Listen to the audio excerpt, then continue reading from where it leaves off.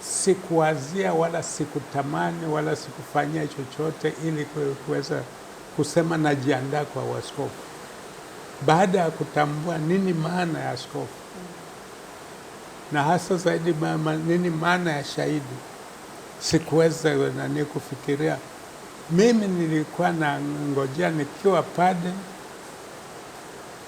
askofu anipeleke kwenye parokia nyingine fulani pembeni, alafu huko niendeshe maisha yangu kiuhuru na kiutulivu. Lakini basi ndio kama nilivyosema, askofu mwenyewe akaanza kunifanya kwa katibu wake na baadaye ndio kunipeleka masomoni.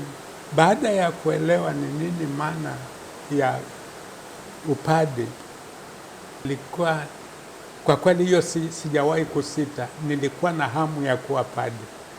Lakini kitu kingine cha zaidi sikuwa nafikiria wala sikungoja. Yalipokuwa mambo yanatokea, hata mimi mwenyewe nashangaa kitu gani hiki kinatokea. Ndiyo amenifikisha katika hatua kama hiyo, na hii daima naikumbuka na moyo wa shukrani. Padri ninavyoendelea kuwa padri, kanza kutambua kwamba upadi unadai zaidi kuliko ninavyoweza kwa nguvu zangu za kibinadamu kutekeleza. Kwa hiyo ilikuwa ni kipindi chote ni cha kumtegemea Mungu na kumwomba Mungu yeye afanikishe huu wito ambao ameniitia. Cha pekee zaidi labda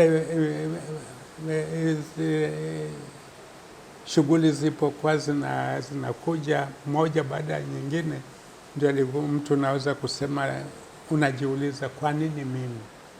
Kwa nini mimi? Lakini cha pekee zaidi, kitu kimoja au nini, kwa kweli siwezi kukwambia.